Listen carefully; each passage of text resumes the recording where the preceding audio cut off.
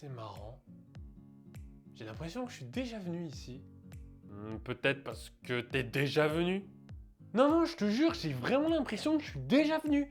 Genre, comme si, genre, tu vois, cet endroit, c'était peut-être un message, tu vois, de mes vies passées. Peut-être que je suis déjà venu ici, dans d'autres vies. C'est peut-être un message de l'au-delà. Peut-être que la raison de mon existence se trouve dans ce lieu. Non mais mec, t'es déjà venu ici. Regarde, t'as fait plein de vidéos. Ah ouais, merde. Si vous avez déjà vécu une situation semblable, alors vous avez vécu ce qu'on appelle un déjà-vu.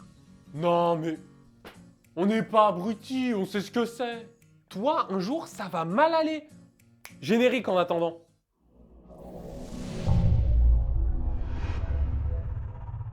Alors, le déjà-vu, une expression que l'on retrouve même dans les langues étrangères. Et à votre avis, pourquoi? Ouais, parce que c'est classe, c'est genre...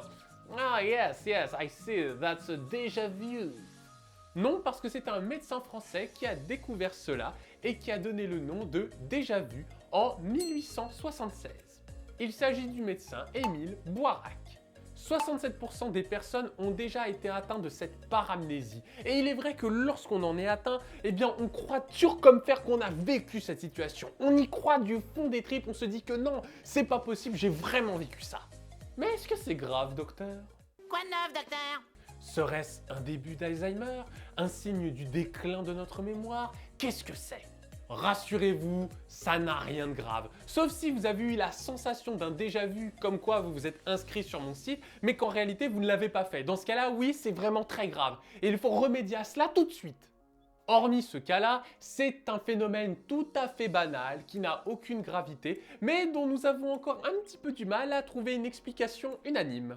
Certains psychanalystes, on ne va pas citer Freud, disent que les déjà-vus c'est une sorte de rêverie éveillée consciente. Oui, donc ils ont essayé de combiner plein de mots pour donner un truc classe en fait. En fait, on aurait un fantasme, comme toujours avec les psychanalystes, et en fait qui se traduirait dans la réalité à travers un déjà-vu. Ah là là, ce cher Freud. On a l'impression qu'à chaque fois c'est toujours un truc soit incestueux, soit une espèce de pulsion sexuelle refoulée, ça peut jamais être un truc classique. Une autre explication, plus spirituelle, serait que le déjà-vu serait en fait une sorte de prémonition ou une manifestation de notre vie antérieure.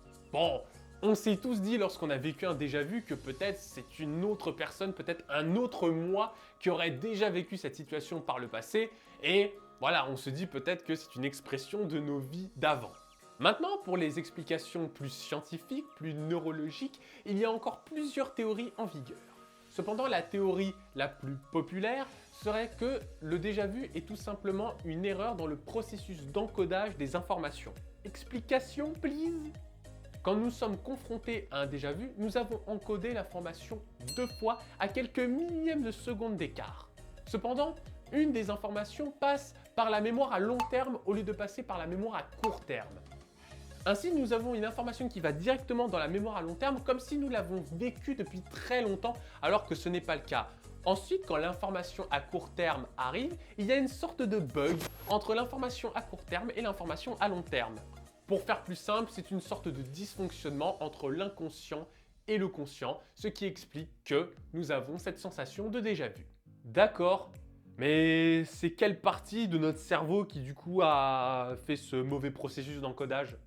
Eh bien, les regards, en général, se tournent vers le cortex rhinal. Tu vois, c'est exactement pour ça que j'aime pas les vidéos scientifiques, parce qu'à chaque fois, t'as des noms chelous. Ok, dans ce cas-là, utilisons un petit peu de mnémotechnie. Rhinal, ça fait penser à rhino, un rhinocéros par exemple. Voilà, satisfait? Bien, reprenons. Le cortex rhinal est très proche de l'hippocampe. Et souvenez-vous, l'hippocampe, c'est le centre névralgique de notre mémoire. C'est un petit peu lui le boss qui trie les informations. Ah, donc c'est lui le responsable, c'est cette ordure. Responsable, mais pas coupable.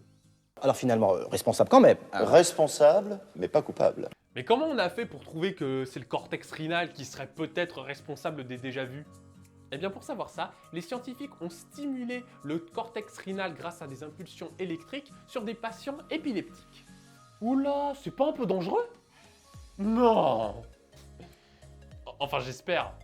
Ils ont d'abord stimulé avec des électrodes l'hippocampe et l'amygdale, responsables de la mémorisation. Cependant, l'impression de déjà-vu que cette stimulation a engendré n'a été que de 2%.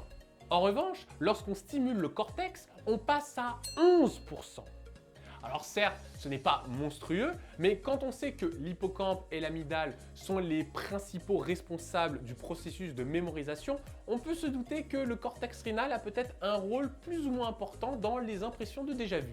Ainsi, on a mis en exergue que le cortex périhénal, qui est une partie du cortex rénal, peut enregistrer de nouvelles informations. C'est lui qui va déterminer si une information est nouvelle ou non. En fait, quand nous avons cette impression de déjà-vu, c'est tout simplement une erreur de communication entre le cortex périhénal qui a mal envoyé l'information à l'hippocampe. Cette information était censée être nouvelle, mais le cortex périhénal n'a pas réagi. Enfin bon, super simple, c'est l'évidence même. Pour faire plus simple, imaginez tout simplement un facteur qui aurait mal déposé l'information, soit disant que le collier était urgent, mais au final, il l'a mis dans une autre partie pas urgente. Mais du coup, ça veut dire que les épileptiques sont plus sensibles au déjà-vu, vu que ce sont eux qui se sont fait stimuler par les électrodes? C'est une question tout à fait pertinente et il est vrai que certaines caractéristiques peuvent accentuer l'apparition d'un déjà-vu. Et parmi ces caractéristiques, on retrouve les hypersensibles, les schizophrènes et les épileptiques. Mais il existe d'autres facteurs qui peuvent augmenter cette sensation de déjà-vu. On retrouve notamment la fatigue et le stress qui détruisent littéralement notre mémoire. Ces deux facteurs peuvent perturber nos repères chronologiques et évidemment notre processus d'encodage des informations.